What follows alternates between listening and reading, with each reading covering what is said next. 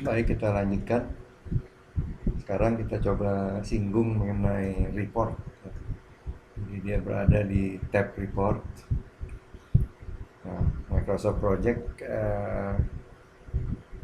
2016 khususnya ini masih menyimpan visual report yang lama, ya, di mana kita bisa ekspor ke Excel. Kemudian bisa juga kita membuat report yang baru, ya, atau menggunakan yang sudah disediakan oleh Microsoft sejak kita menggunakan paket ini. Nah, untuk report baru relatif lumayan mudah ya, kita bisa misalnya mulai dari blank report. Ya, kita bisa sisipkan tabel di sini, tinggal klik tabel aja. Di bawah tab design. Jadi kalau kita tadi ingin membuat report, akan ada tab design. Jadi kita table langsung ditampilkan table di sini, kita bisa geser, kemudian akan muncul di sebelah kanan ya, field list. Nah, atau kalau nggak muncul kita klik kanan di atas tabel itu show field list. Nah, di sini akan disodorkan kategori task dan kategori resource. Ya, untuk tabel satu lagi mungkin kita tampilkan yang resource. Berarti dari desain ini tampil satu lagi, ya, yang kedua ini adalah bersumber dari kategori resource. Jadi kita klik resource ini. Nah, resource ini berisi nama-nama orang, nama-nama resource dalam project kita. Nah, kemudian kita lihat lagi di bawah dua kategori besar ini, ya, ada select field.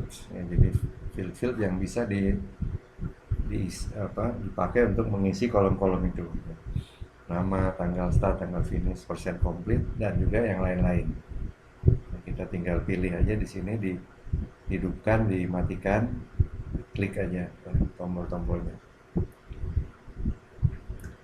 Kemudian yang di bawahnya ini, yang kita lihat, name, start, finish, complete adalah menggambarkan urutan dari kolom-kolom dalam table yang akan kita susun. Ya, jadi misalnya name, start, baru persen complete misalnya, atau persen complete setelah name, berarti ini kita klik persen complete ya, kemudian kita tahan, kita geser ke atas tulisan name ini. Nah, akan pindah dia ya. Jadi dari sekarang name, complete, start, finish ya. Sebelumnya dia posisinya seperti ini, name, start, finish, complete. Sekarang kita klik, tahan, geser ke atas. Nah, dia akan akan bergeser di bawah kolom name atau setelah kolom name.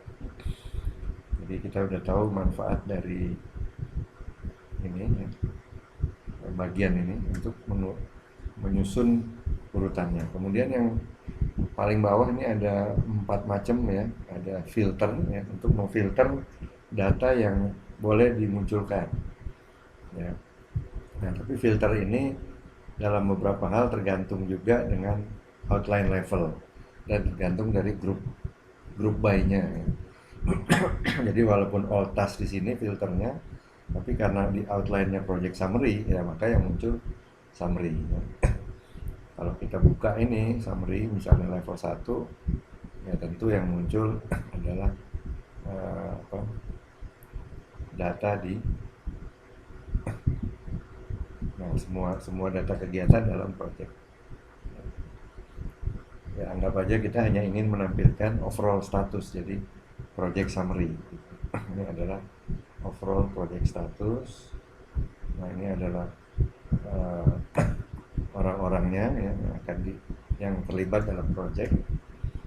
Di sini kita bisa tambahkan kolom ya, misalnya dia sudah bekerja itu berapa lama ya, actual work misalnya di sini, actual work sama remaining misalnya. Ya, jadi kita bisa tampilkan PM sudah bekerja 52 jam dan tersisa 36 jam dan sebagainya. Bisa gitu. Kemudian kita juga bisa menambahkan chart di sini ya, chart, ya kan. Nah, misalnya kita ingin menampilkan apa namanya ini histogram, kita tinggal digeser aja, bisa ke sini atau ke bawah. Nah, ini kita tampilkan ya bagaimana histogramnya. Dan ini ada plus minus, bukan plus minus, plus kuas dan filter ya. Kalau plus artinya untuk menambah informasi di dalam bar chartnya, ya kan. Misalnya mau menambah judul, nah, berarti tinggal diklik aja nih, misalnya di sini lokasi jam kerja. Ini tinggal dituliskan seperti itu.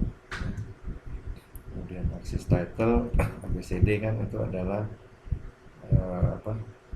aktivitas atau aktivitas dalam project atau sering disebut work package ya.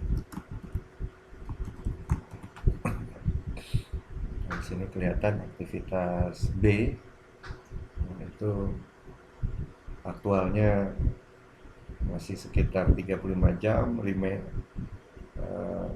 remaining atau yang tersisa, dan totalnya adalah seperti ini, akumulasinya.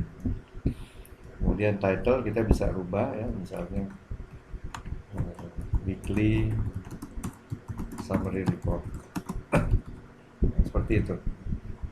Dan kemudian ini tentu kita bisa print ya, seperti biasa kita print. Nah, ini keluar apa yang tadi kita buat, bisa print juga ke PDF ya. Dan kalau kurang ya biasa landscape, portrait ya, saya rasa Anda udah umum, dan pilihan kertasnya juga bisa banyak. Nah, untuk report-report yang tersedia sebenarnya juga kita bisa kita modifikasi ya. Jadi misalnya contohnya project overview, kita bisa modifikasi ya, memodifikasi judul, kemudian konten dari table ya. Dan harus diperhatikan untuk laporan yang sudah jadi itu dia apakah di filter khusus, apa di group by khusus, atau menggunakan outline tertentu, leveling dalam WBS-nya semuanya, atau summary ya. Kalau tadi kita udah coba summary, kalau level 1 berarti level 1-nya, kalau kita punya lebih dalam lagi berarti level 2, level 3 bisa kita tampilkan ya. Sebenarnya itu. Dan untuk grafik atau chart itu ada plus, dan yang bergambar kuas ini untuk hanya merubah semacam kosmetik lah dari laporan. Dan juga kita bisa copy report, kita bisa copy ya sebenarnya. Jadi kita bisa paste ke misalnya Microsoft Word di sini, kita paste, namun masih harus diutak-atik lagi, diutak-atik sedikit. Nah, ini berarti harus digeser dan sebagainya. Tapi lumayan ya untuk Anda melengkapi weekly report Anda yang biasanya mungkin menggunakan Microsoft Word gitu.